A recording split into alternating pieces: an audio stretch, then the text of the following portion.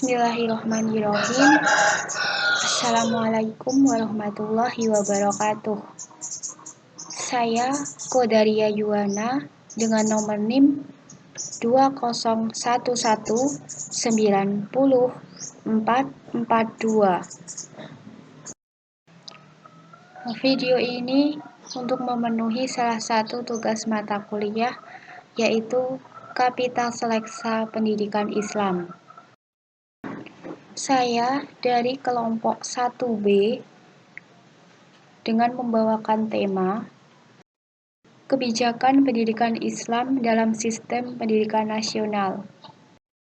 Dari beberapa referensi yang kami dapat, akhirnya kami menemukan sebuah judul Penerapan Kebijakan Pendidikan Islam dalam Sistem Pendidikan Nasional di masa pandemi. Kebijakan Pendidikan Islam.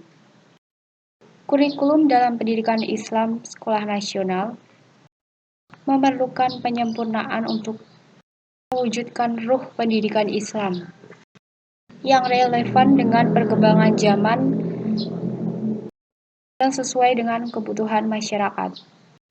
Dalam Undang-Undang Nomor 20 Tahun 2003 tentang Sikdisnas Pasal 35 dan Pasal 36 yang memerlukan peningkatan standar pendidikan nasional sebagai acuan kurikulum secara berencana dan berkala dalam rangka mewujudkan tujuan pendidikan Islam. Dalam tokoh Haddad dan Hamzki mengemukakan beberapa tahapan-tahapan kebijakan di dalam beberapa.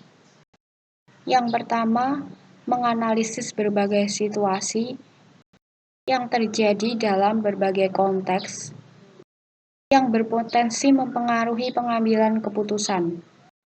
Yang kedua, membuat beberapa model kebijakan tergantung pada situasinya. Yang ketiga, menganalisis berbagai pilihan kebijakan dari berbagai segi, yaitu dari kemenarikan, kelayakan. Yang keempat, mengambil suatu keputusan kebijakan sehingga membentuk suatu kebijakan. Yang kelima, merencanakan kebijakan dengan baik. Yang keenam, menilai pilihan kebijakan dari bagaimana kebijakan pada yang masa baru yang akan dipakai dibandingkan dengan masa yang sebelumnya. Yang ketujuh atau yang terakhir, menentukan siklus kebijakan baru atau pembuatan kebijakan baru. Kementerian Agama sendiri dalam penanggulangan kebijakan di era pandemi ini mengeluarkan beberapa kebijakan, di antaranya yang pertama, mulai dari penggunaan e-learning dan berbagai situs web belajar di dalam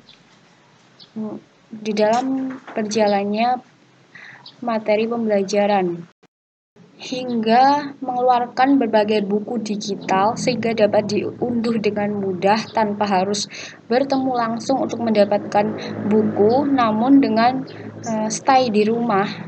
Seorang siswa maupun mahasiswa itu mendapatkan buku dari para dosen atau dari berbagai referensi yang dapat diunduh secara langsung dalam situs web internet itu sendiri.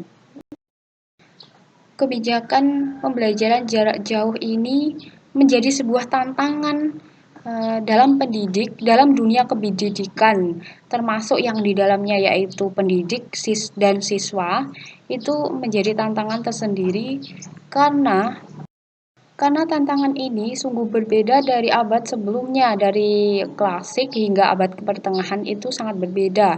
Baik dilihat dari segi internal maupun eksternal, ini adalah libur terpanjang di era pembelajaran atau dialihkan melalui pembelajaran sistem daring atau tidak bertatap muka, bisanya hanya video telekonferensi atau voice to voice. Tantangannya tersendiri itu mulai dari konsistensinya suatu pembelajaran, sehingga harus terjadi perubahan-perubahan untuk menyesuaikan terhadap suatu lingkungan, hingga terjadi transformasi terhadap kelembagaan pendidikan Islam. Transformasinya dengan merumuskan kembali suatu kebijakan yang baru di era sekarang ini, di era tahun ala pandemi. Bahkan hal ini pun terutama di negara kita sendiri, di negara Indonesia ini berdampak dari berbagai sektor, baik sektor industri, sektor ekonomi, sosial, hingga dunia kependidikan. Dari sinilah muncul suatu situasi dari berbagai kalangan, sehingga jika dipikir terus-menerus, kalau harus begini tanpa mengeluarkan suatu solusi, ini akan berakibat tidak berlangsungnya pembelajaran secara baik, efektif, dan koefisien. Mungkin di tahap-tahap awal pembelajaran daring atau dalam jaringan, itu mungkin dari pihak sekolahan, baik dari pendidik hingga atasan, itu sudah mengeluarkan berbagai keringanan terhadap media yang digunakan pembelajaran daring, seperti dialihkan kepada media e-learning, Google Classroom, dan media yang lainnya, atau melalui langsung Zoom atau Google Meet. Itu dirasa para siswa itu masih mengeluh untuk butuh diberikan lagi keringanan, sehingga turun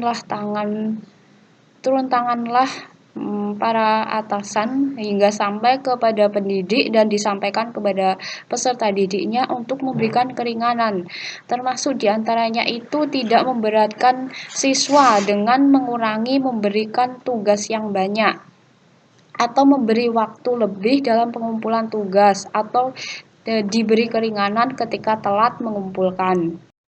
Selain itu, dari beberapa siswa itu menginginkan pembelajarannya itu bertatap muka secara lewat media. Lewat media itu mintanya tatap muka karena dampaknya kan bisa mengurangi memori dalam suatu penyimpanan yang media yang dipakainya, sehingga memorinya tidak penuh. Terus selain itu juga mengurangi data-data yang masuk, sehingga kan tidak memenuhi kapasitas dalam giganya per HP.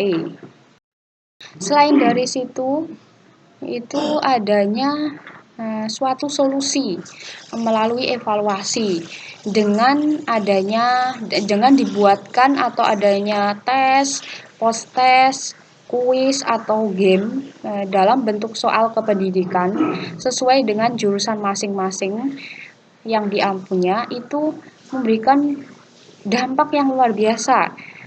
Dampak keaktifan mulai muncul walaupun keadaan kondisi daring. Selain itu, meminimalisir rasa bosan dari masing-masing siswa, juga pendidiknya semakin antusias karena siswanya tidak bosan lagi, pendidiknya pun semakin antusias dalam mengajar. Daripada itu memperluas siswa maupun mahasiswa itu memperluas wawasan pendidikan. Mengapa? Karena dengan soal-soal kuis itu membuat mereka itu mencari berbagai sumber referensi untuk dikaji, dibaca, atau dipahamkan sendiri. Sehingga disitulah muncul berbagai argumen yang bervariasi antar siswanya, sehingga wawasan yang didapat itu bukan hanya dari referensi yang didapat, tapi juga dari argumentasi masing-masing orang. Demikianlah yang saya sampaikan. Ada kurangnya saya mohon maaf, dan bila ada kehilafan dalam saya berkata, mohon dimaafkan. Wabillahi taufik wal hidayah. Wassalamualaikum warahmatullahi wabarakatuh. Terima kasih.